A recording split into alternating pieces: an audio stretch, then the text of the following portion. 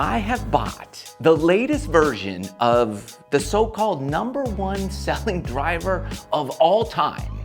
This is the Hammer Turbo Air driver with the upgraded world's fastest flat X sword shaft. That was a $50 upgrade. All in for this bad boy, $298. That's not bad considering most of the new drivers on the market today from the top manufacturers are $499, $549, $599, $6, whatever, and up. The question is, did I get scammed? Or will this hold up to the claims, the ridiculous claims that are out there? Who should use this driver, Marcus? Everybody who wants to hit it 100 yards further. Goodbye. You've seen this guy, Jack the Hammer Ham. He claims to have 6 world records in golf, which include longest carry at 458 yards, 473 total yards, 1,012 yards on an airport runway. Does that even count as anything? It just has to stay on the cement. And a 162 mile per hour club head speed.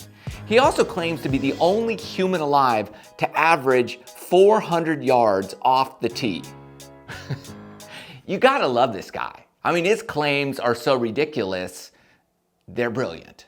He's also an engineer, designer, manufacturer, coined the phrase grip it and rip it, says he hits his 8-iron 260 yards every time. He holds 10 patents, and he also walks on water, he rose from the dead, and he'll give you eternal life.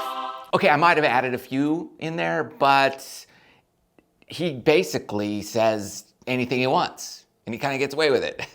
But with those awesome claims, of course, I had to buy the club so we can put it to the test for you. So this is the Hammer Turbo Air.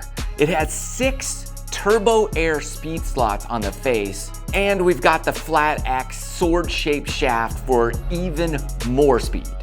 The science behind this is that the air travels through the head of the driver and out this exhaust manifold in the tail of the club.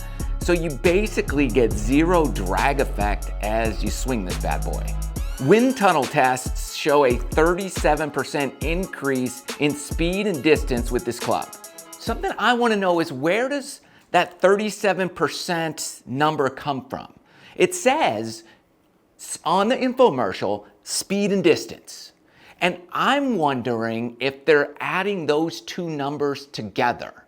So like, if I get more distance and more ball speed, do they add those two numbers together? It's kind of like double dipping, if that's what they did. Because I'm having a seriously difficult time believing, just conceptually before any testing, that if I swing this club, my Callaway AI Smoke Triple Diamond, that if I swing it 100 miles an hour, this will go 137 miles an hour. That would be 37%. But hey, it does have this sword-shaped shaft that cuts through the wind, so. But I'll tell you what, if they did and we kind of cut it in half and it's 18 and 18, whatever it is, like, I'll still take 50 more yards. That would be a no-brainer, right? But not only do they claim this gives you speed and length, but they also say you get dead straight shots as well. This groove in the top of the club reduces drag and auto-corrects the face of the club so it's perfectly square at impact every single time. The shaft, not only is it a sword-shaped, wind-cutting phenomenon, it's also a wonder of nature because it has what they call smart kick technology. So what they say is, depending on your swing speed, the shaft's kick point, like the last point where it flings into the ball, will either be low, middle, or high, and it knows what to do based on your swing speed. So we're gonna put the Hammer Turbo Air against the the Callaway AI Smoke Triple Diamond with the Ventus Red Velocore Plus shaft.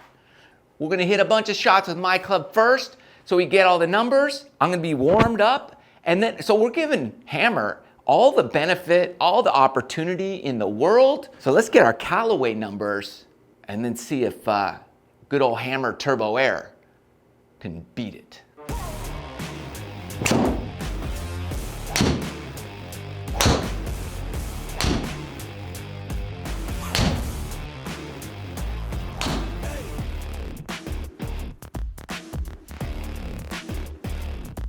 Here we go. Callaway AI Smoke Triple Diamond numbers. Hit like 25 shots and hit good ones, hit awful ones. We're keeping them all together. Averages, here we go. Average swing speed for all my shots was 104 miles per hour. Average ball speed was 147. My average spin rate was 1802. Average carry distance was 255. And my total distance was 282 yards on average. My best shot, when I really got it, was 310 yards. Still got it every now and then. And my worst one was 231 yards. Ouch. Hammer Turbo Air time, here we go. Now, according to the claims, I should get 37% more speed and distance. What's 37% of 282? Obviously, I know the answer. It's 104 yards. So I should be hitting it 386. Fantastic. Done. I'll take it. On their infomercial, they suggest you use a giant tall tee. So they sent these with it. I guess they're free. But these are zero friction tall tees. So here we go. Hammer Turbo Air time. Ooh. Watch out. What? What?